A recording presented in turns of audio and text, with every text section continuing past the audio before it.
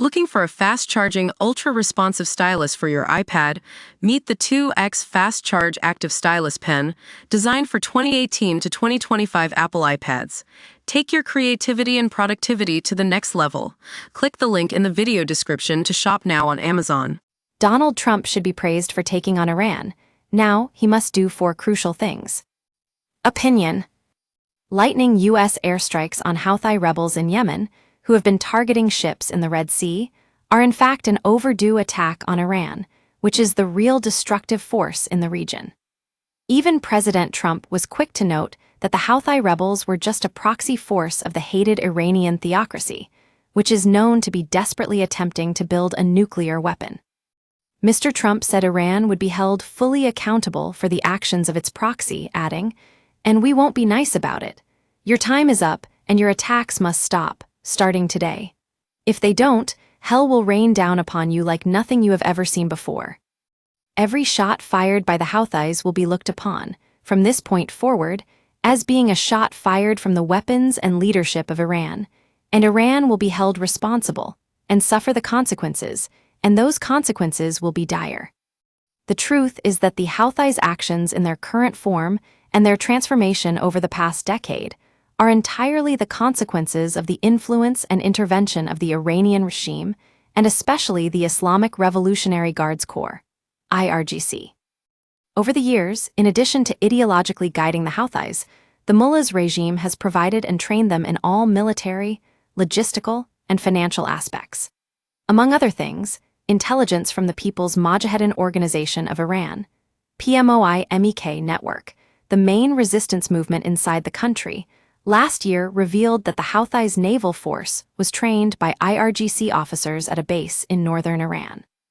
By now, it should have become clear to the world that, as the Iranian resistance has emphasized over the past 4 decades, the mullahs regime is the head of snake of war and crisis in the region. Don't miss, Donald Trump's strike on Houthis leaves Iran's evil empire of proxies on brink. The ruling theocracy has relied on 2 pillars for survival: pervasive repression of the Iranian people inside the country, including the massacring of more than 120,000 democracy and human rights activists. Export of terrorism, particularly in the Middle East region. The sole objective of the IRGC's Quds Force, the arm which operates outside of Iran, and its reason for being was to pursue this strategy. In October 2023, Iranian Supreme Leader Ali Khamenei resorted to this strategy, 1 year after the nationwide uprising that shook the regime to its core, in an effort to curb the growing protests within Iran, counter the expanding activities of the resistance units linked to the MEK, and prevent another uprising. On Khamenei's orders, Yemen's Houthis resorted to attacking commercial shipping and making the world's waterways unsafe. But Khamenei has been the strategic loser of this crisis. The devastating blows to the regime's proxies that culminated in the overthrow of the former Syrian regime, which had been the linchpin of Tehran's regional strategy for 4 decades, effectively led to the collapse of Iran's foreign strategy. We use your sign-up to provide content in ways you've consented to and to improve our understanding of you. This may include adverts from us and third parties based on our understanding. You can unsubscribe at any time. Read our privacy policy. But don't be fooled. Although the ruling theocracy has faced serious blows, meddling in the region is part of its DNA, and as long as it is in power in Iran, the region will not see peace and tranquility.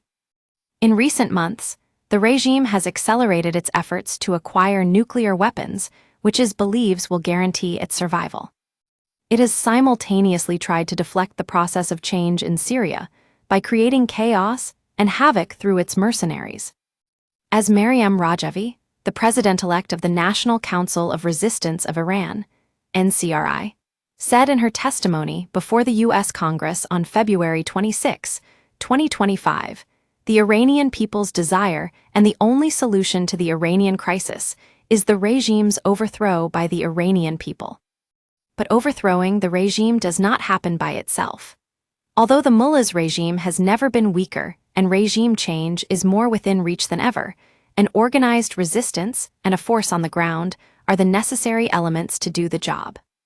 Any decisive policy on the Iranian regime needs to recognize the role of the Iranian resistance to be effective and lead to the liberation of Iran and the region from a terrorist, fundamentalist regime. The following steps are vital. Shahin Gobadi is a member of the Foreign Affairs Committee of the National Council of Resistance of Iran.